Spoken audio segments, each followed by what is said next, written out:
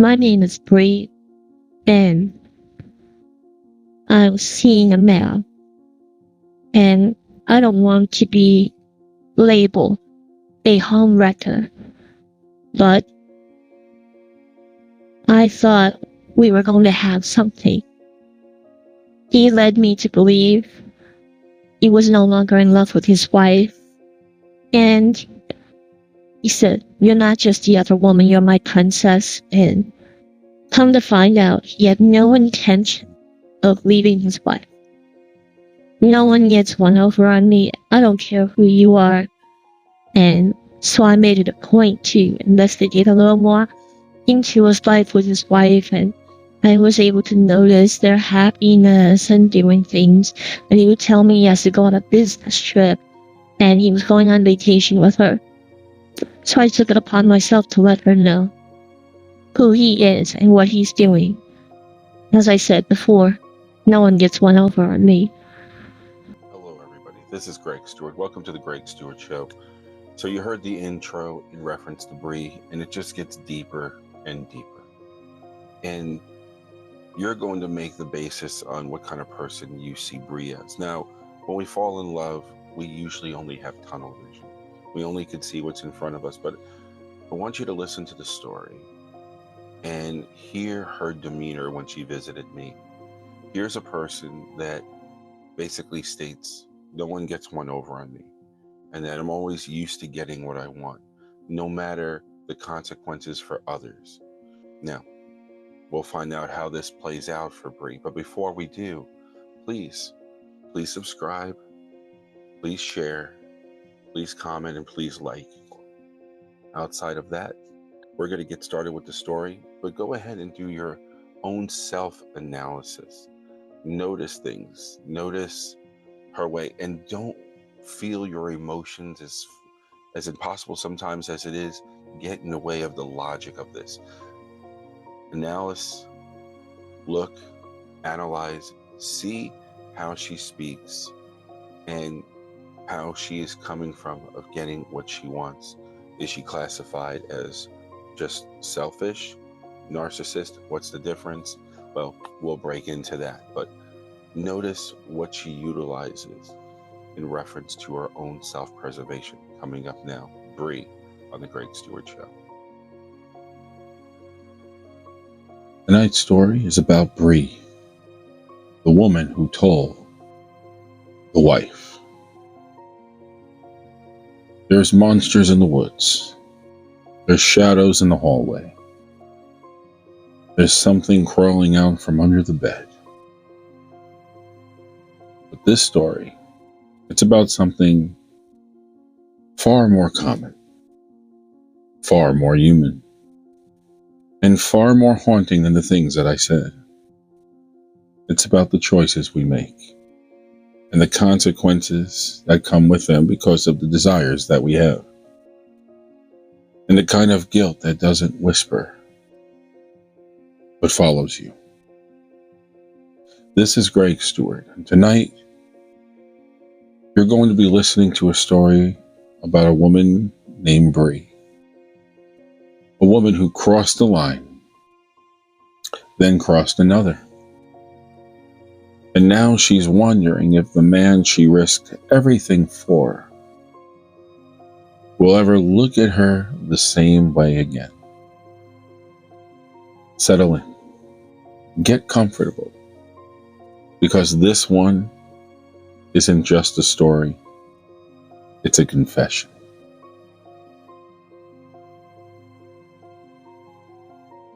Bree came into the office and she told me her story in a way that almost sounded rehearsed.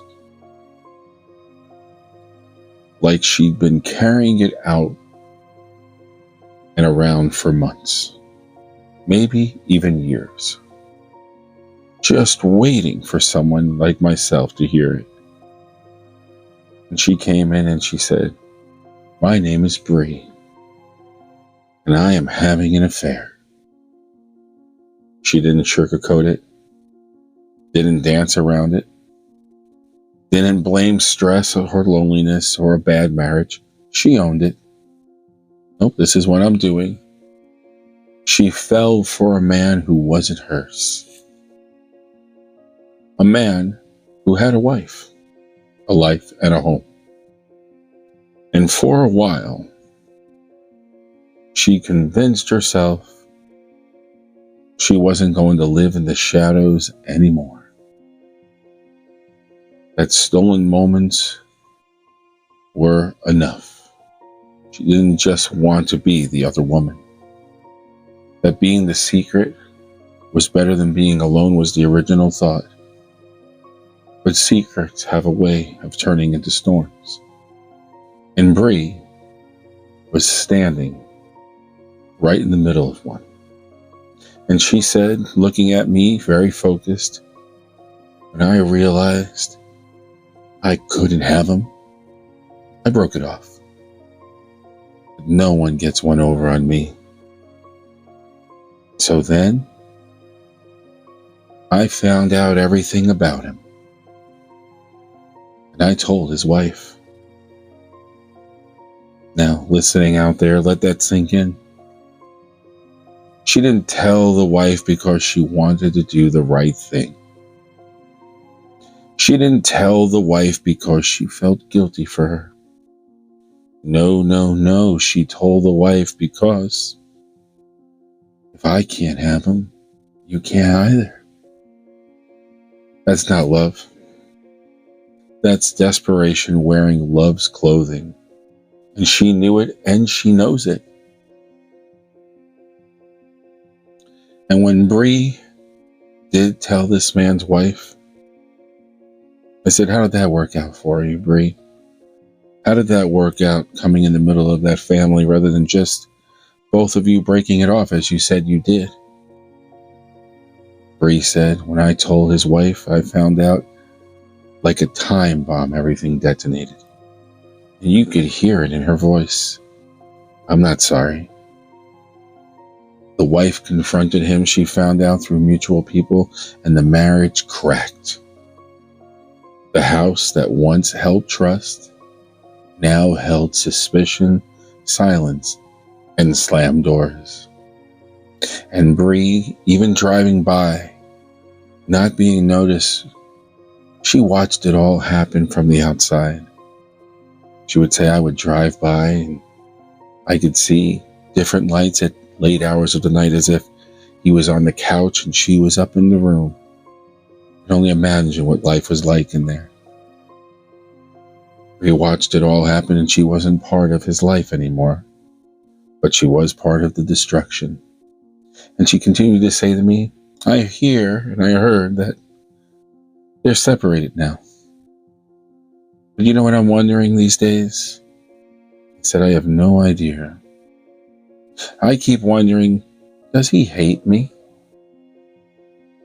And the other is going to sound crazy. Do I actually have a chance with him now? I said, what do you mean a chance?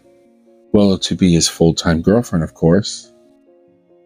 Now everyone listening, pause with me for a moment, because this is where the story in my mind shifts from what happened to what it all means. So Bree, if Bree were sitting across from me, I was looking right in her eyes. You didn't break up a marriage because you were in love, Bree. You broke it up because you lost control. And she didn't like to hear that. She did not like to hear that at all. I said, you all have needs. You all have needs. And you like the power. Because he said certain things and made you feel, but when it was over, and you didn't want that to happen unless you called the shots. Because that made you significant. That made you powerful. And when you're that powerful, you feel certainty. And you're getting the variety and the connection. You just met 4 human needs out of the 6 human needs psychology. And that's the truth that you have to wrestle with. But because when someone ends an affair, there's pain, I get it. There's loss and there's withdrawal. But Bree didn't sit there with that pain. She redirected it. She made it into a weapon.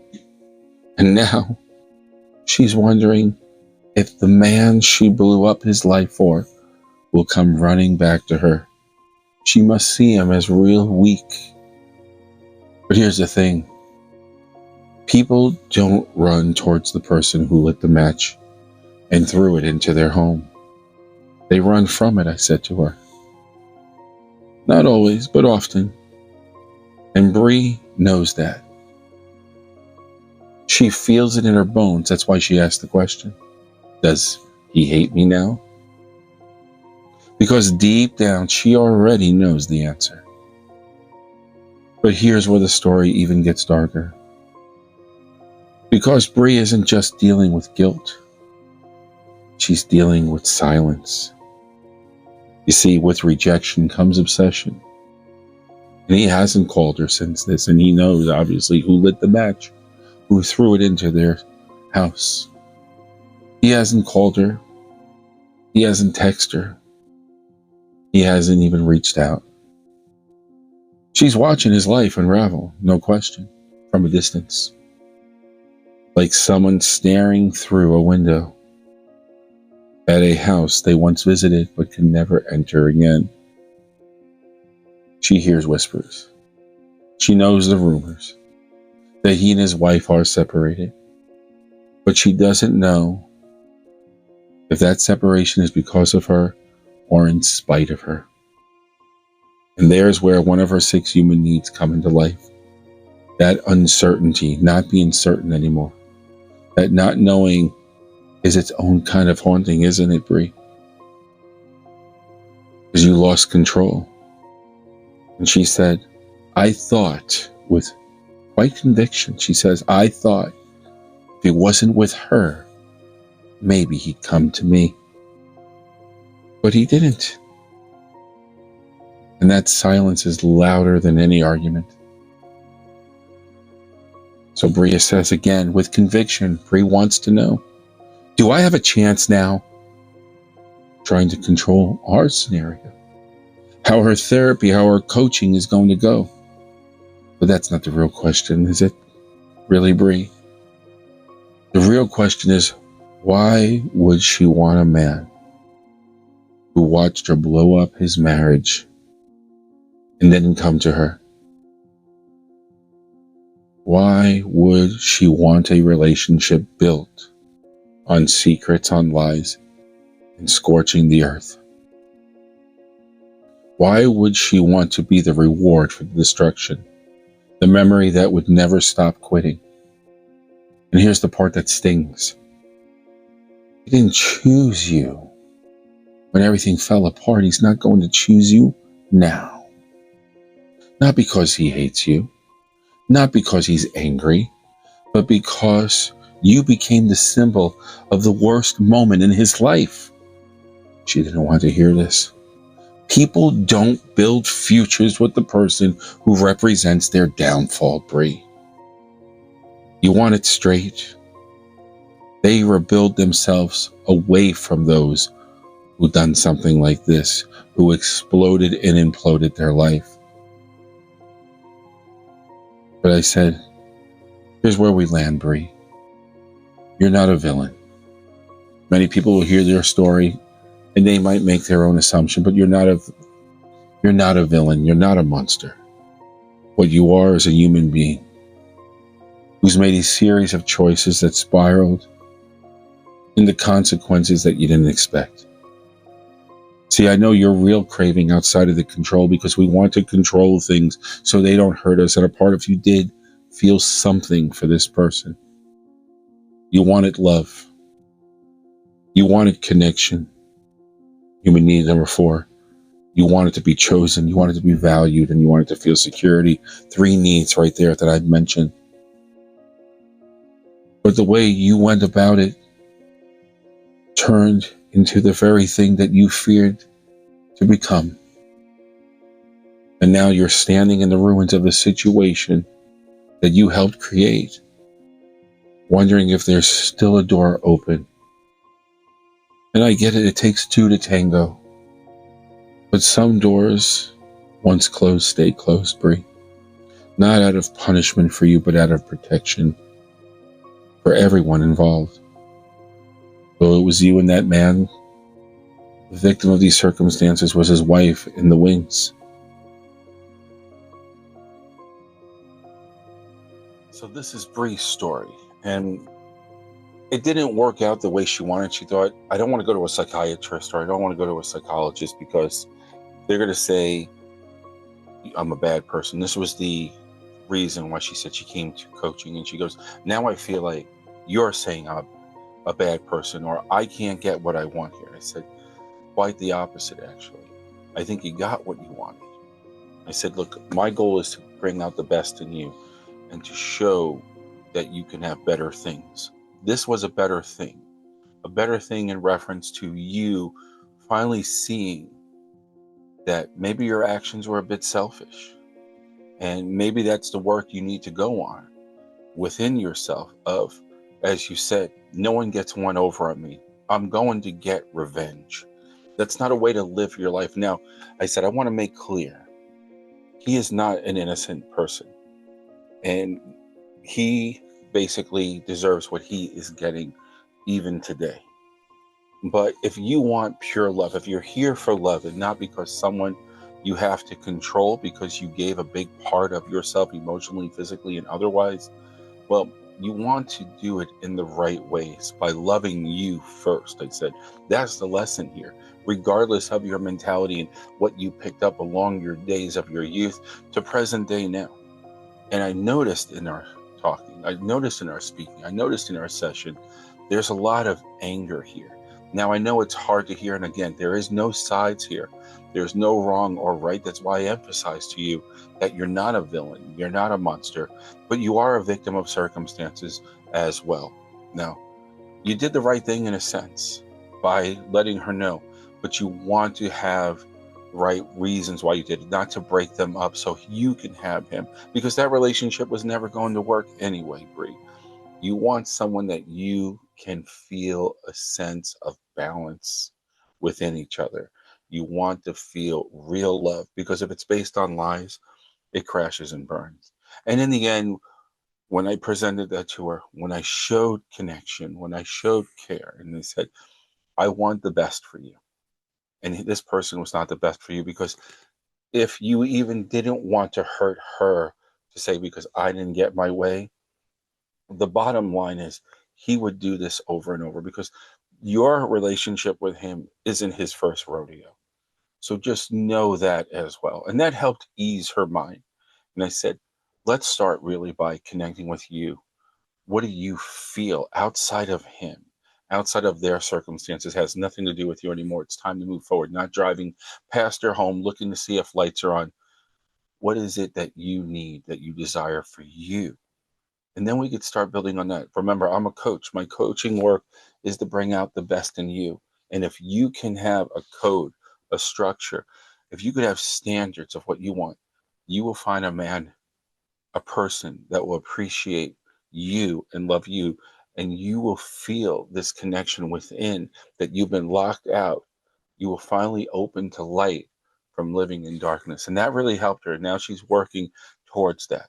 And I say this to you as well, that yes, she had some traits, and yes, they were developed through time, just like us all.